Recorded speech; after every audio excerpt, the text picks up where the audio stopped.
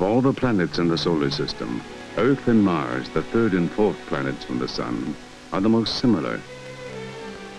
But despite the similarities, Mars is essentially like no other planet. It is a unique world. It was an elusive and baffling planet to astronomers for hundreds of years. Through early telescopes, it appeared to be a small red sphere, later estimated to be about half the size of Earth.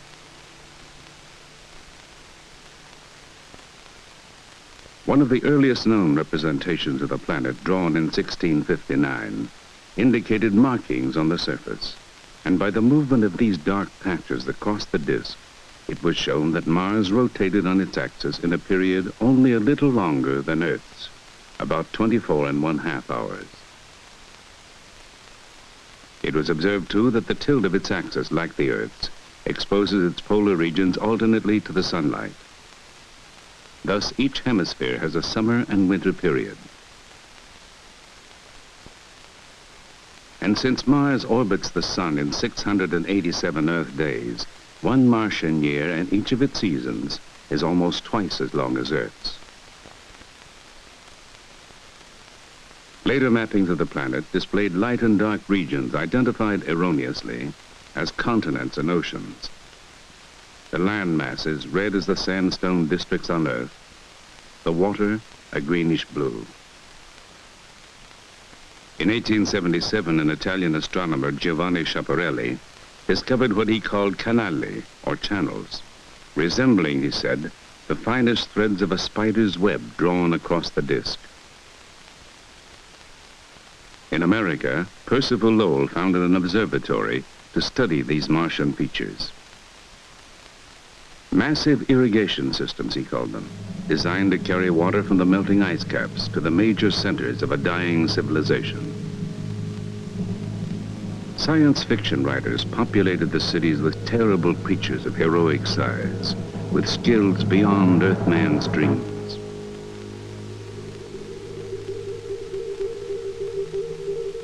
In the 1960s, 3 Mariner spacecraft flew by Mars and photographed about 10% of the surface. Gone were the canals, gone were the cities, gone the brilliant and sinister Martians.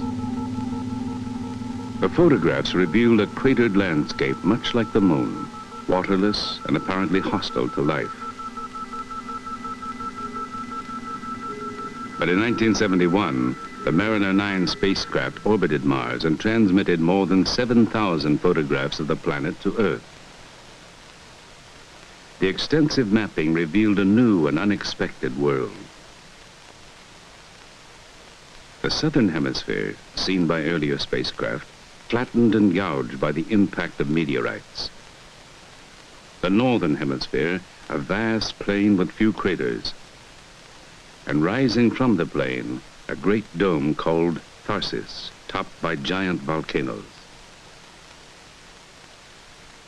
The plateau that joins the two hemispheres is cut by a vast and deep canyon, and by channels with the characteristic patterns of stream beds on Earth.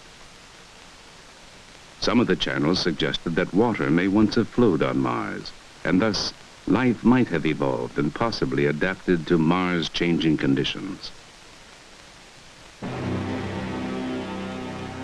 And then in 1975, 2 Viking spacecraft were launched, each of which was programmed to land a robot on the Martian surface.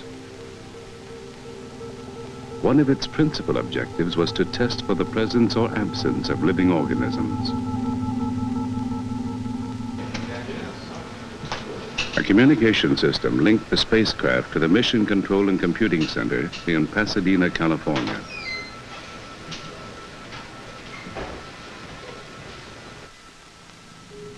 On June 19, 1976, the first Viking arrived in the vicinity of Mars after a year-long journey of more than 400 million miles. Once in orbit, its cameras were turned to a detailed examination of the landing area. Imaging teams on Earth scanned some 800 photographs covering a territory about the size of Texas. The chosen landing site was a flat expanse with a few impact craters, one of the lowest regions on the surface. On July 20th, 1976, flight controllers ordered the lander to separate from the orbiter. 5, 4, 3, 2, 1, separation. Descent sequencing, we're at mission event word 0, we have DL separation. Because of Mars' great distance from Earth, the signal traveling at the speed of light, 186,000 miles per second, took 19 minutes to reach the spacecraft. This necessitated a completely automated system on board for carrying out the landing maneuver. During the lander's descent, its instruments analyzed the properties of the thin Martian atmosphere. 9,000 feet coming up on quarter bar. Good roll attitude hold. Pretty close to quarter bar. Firm quarter bar. 2 loops behind. Got it. We have quarter bar. Lander confirmed parachute deployed. Recon 1, TM2. Drive sync. UHF minus 105. Format 3 is in sync. Alright. Format 3 in sync. Link deployed. 4,800 feet, 177 feet per second. Confirm roll maneuver. Parachute separation. Roger. Minus 105. 0.3. 2,600 feet, 188 feet per second. 2,600 feet. 366 feet. 73 feet per second. ACS is close to vertical. Nav is green for touchdown. ACS is green, 1.5 degrees per second max, 0.2 Gs. Feet per second. Touchdown, Win. Fantastic. 16 kilobits confirmed. Yes, we have a touchdown time of 12 hours, 12 minutes, 07.1 seconds. Job very well done. Outstanding, great, navigation, perfect. I'm assuming that we must be sitting right on the X. So that's the smooth area. So everybody just did fabulous and couldn't be more pleased. Thank you. 25 seconds after landing, one of the 2 cameras was initiated and scanned the first picture of the Martian surface. About a half an hour later, when it started to come back from the orbiter, and we got the first 7 lines on the TV monitors, you could see gray and white light levels, and we knew there was something there. Look at the beautiful rocks. Fantastic. And all of a sudden, we were looking at the surface of Mars, and it was clear, it wasn't dusty, it was sharp.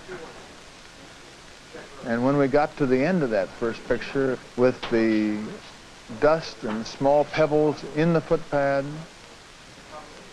it was just, it was really a miracle. In an instant, the picture was wiped off the TV monitors, and behind it came the filling in of the second picture, a long panoramic view that covers 300 degrees and extends from the lander to the horizon. It disclosed a sector of the basin called Planitia, covered with sand or dust and littered with rocks. The following day, Viking sent back the first color picture. A fine dust, red or yellow-brown, covers the ground. The sky is a light tint of the same color due to the particles of dust suspended in the air. 45 days after these historic events, Viking 2 landed at an area 4,600 miles northwest of Viking 1's landing site. A vast plain, littered too with rocks resembling those on Earth, produced by volcanic processes or by meteorite impact.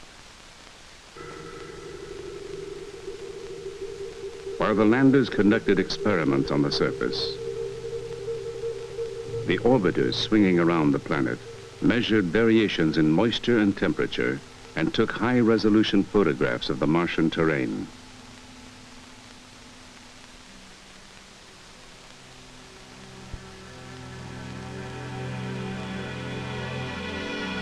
Four and a half billion years ago, the planets were formed from the gas and dust of the solar nebula. In the formation of a planet, heat is released and remains embedded in the growing mass. Because the heat can't escape as rapidly as the mass is growing, a point is reached eventually where the interior melts. On Mars, the heavier material sank toward the center, and the lighter material rose to form a crust at the surface. And this crust contained ice and other condensates. A later stage may have occurred where molten rock intruded into the crust and melted the ice, causing a slurry of water and rock and dust to flow across the surface. Some observers believe that such a process may have been the cause of the major channels which we see on the surface of Mars today. But others believe that in Mars' first billion years, the atmosphere may have been warm and dense enough for rain to fall and for rivers to flow.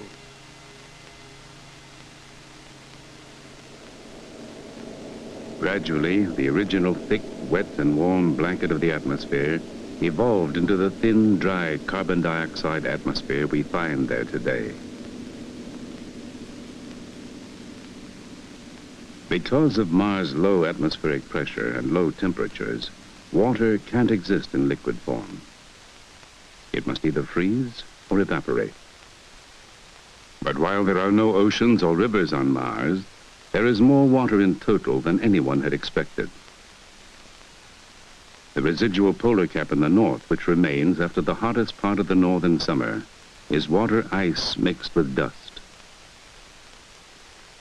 And the measurements of the seasonal behavior of water vapor over the planet suggest that there is a vast reservoir of ice beneath the surface, so that one can think of the residual polar cap as the tip of an iceberg protruding from a sea of rock.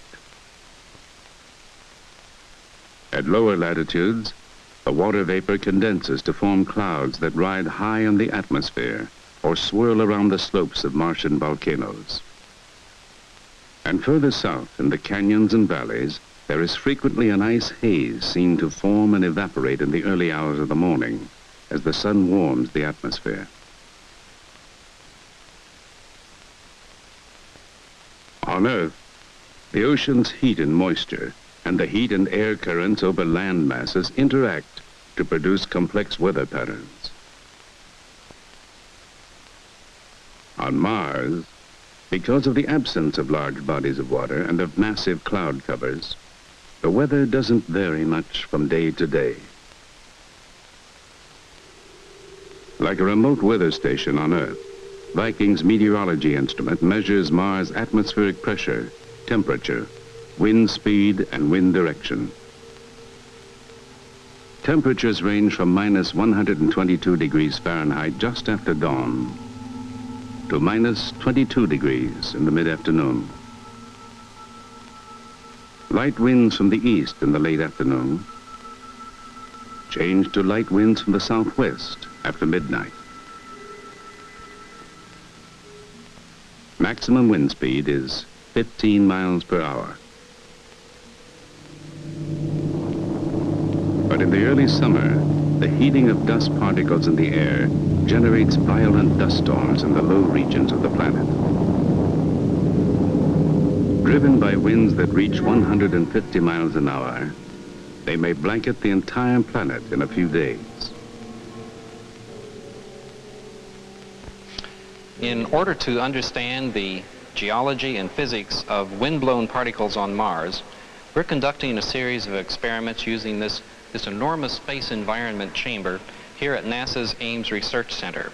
We've placed an open circuit wind tunnel in this chamber, and we're able to operate at atmospheric surface pressures comparable to those on Mars. In this particular series of experiments, we have placed a crater model in the tunnel floor, and we want to determine the zones of erosion and deposition around the crater. In this particular case, we're going to let the wind blow across the crater and see what those zones of erosion and deposition are like. The light and dark streaks associated with craters are the most common features on the surface of Mars related to wind. The light streaks are deposits of fallout from the global dust storms. The dark streaks are regions from which a thin layer of light material has been removed, revealing a darker underlying surface. These streaks serve as wind markers. Their patterns define the wind flow.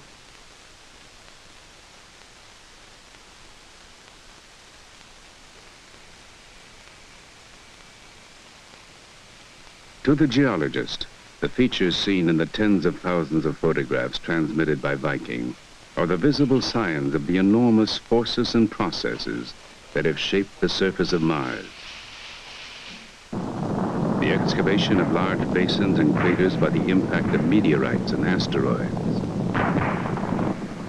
The raising of mountains by the action of volcanoes. The faulting and subsidence of the crust as the planet expanded. And the cutting of channels by water, or abrasive particles driven by winds over a period of tens of millions of years. The key to the age and sequence of these features is found in the number and condition of craters. Those areas with fewest craters are assumed to be the youngest. Here, a fresh crater overlies an ancient eroded one. Here, the rim of a crater is eroded by water or wind. And here, adjacent to a fresh crater, is one of a cluster of crater rings, craters that have been buried to varying depths.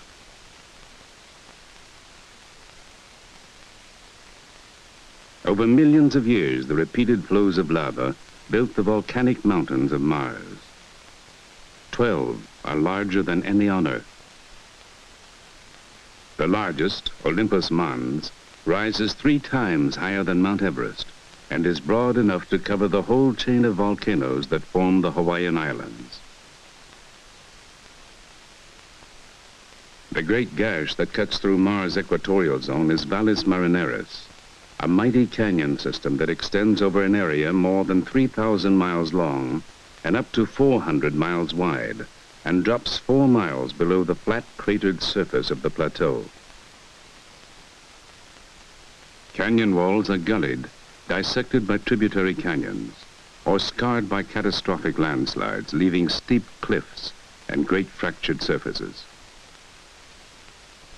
Extending for 30 miles on the canyon floor is a field of sand dunes, suggesting that some of the debris produced by the collapse of the canyon walls was removed by wind.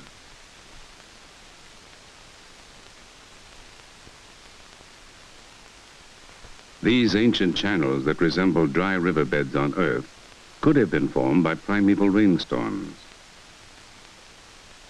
But the vast channel systems that start in areas of collapsed terrain, with broad streamlines extending hundreds of miles across the lowlands,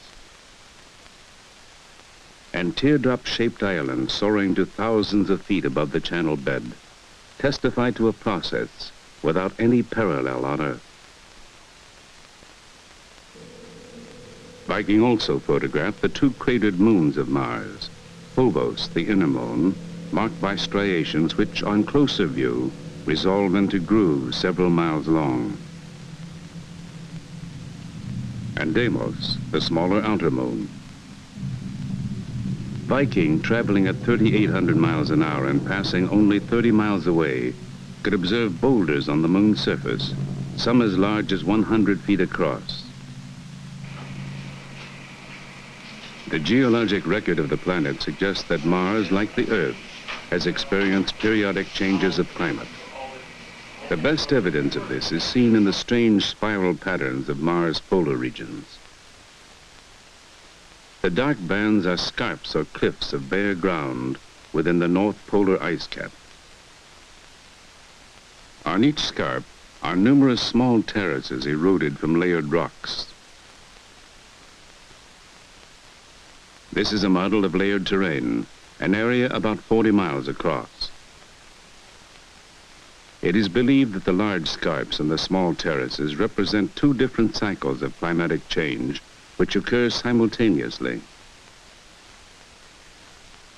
Because of Mars' oscillation in its orbit about the sun, the polar regions are alternately warm and cold, for periods of tens of thousands to millions of years. During the cold period, mixtures of dust and ice were deposited in a series of near horizontal layers, obscuring the underlying topography. Then a period of warmer climate followed, and erosion set in, cutting deep valleys into the icy mass of the polar caps.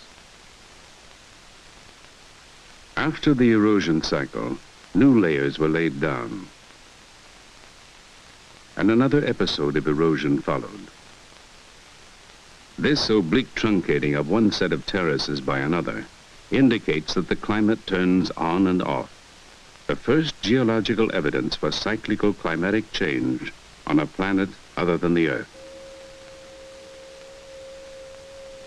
The speculations about changes in the atmosphere and climate were closely related to the notion that life in some form might exist on Mars.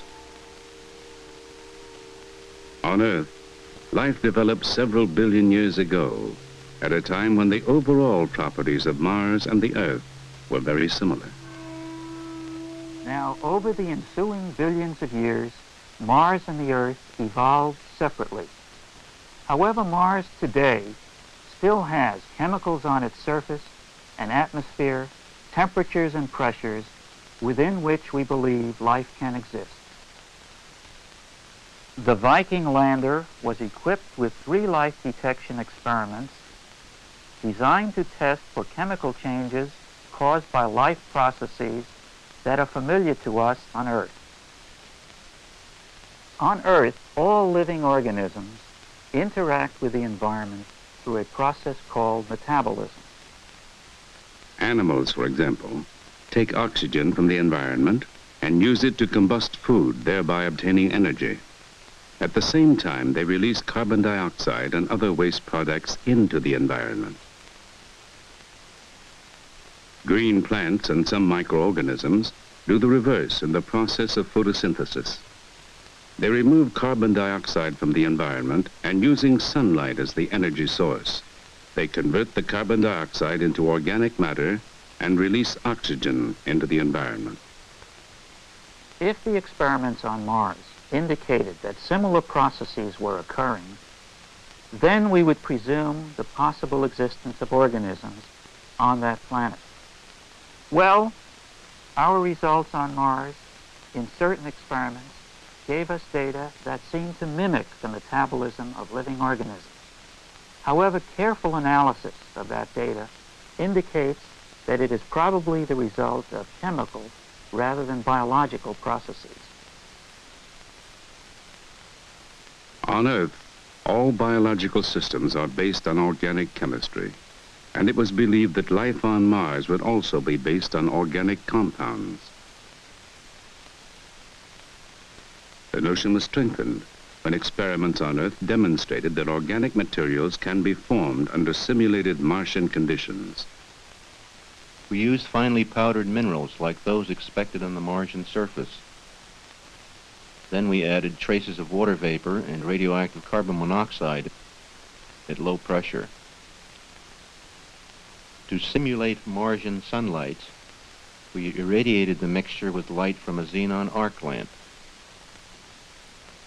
When we heated the sample and captured the gases that were formed, our radiation counter showed that the carbon monoxide and water had been converted to organic compounds.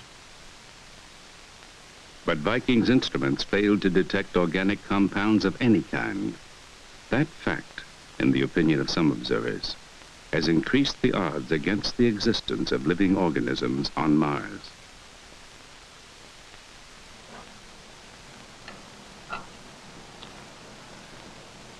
If we were able to do 1,000 experiments, different experiments on Mars, and to do these in a wide variety of places on Mars, in the canyons, on the polar caps, in some deep areas of the surface, and if in all of these experiments we got negative results, then the answer to the question, is there life on Mars, would almost certainly be no. But on the basis of just a few experiments, done at only 2 sites, very bland sites on the planet, I think it would be unscientific for us to come to that conclusion. All we can really say for sure is that we have run across some very interesting chemistry, a kind of chemistry that we do not see in surface samples from the Earth or surface samples from the Moon, and that's about where we are at the moment. Today, in laboratories across the nation, scientists are trying to simulate the results that we obtained on Mars. Some of the scientists are concentrating on irradiation experiments to see whether solar energy acting on Mars could have produced chemicals to account for the results. Other experiments are assuming that these chemicals were there and are testing one or another of these chemicals to see whether they can account for the results that were obtained.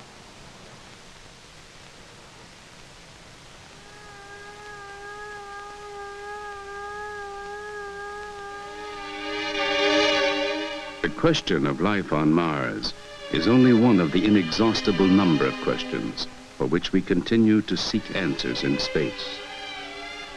Questions about the origin and evolution of the solar system, of our own planet, and our own species.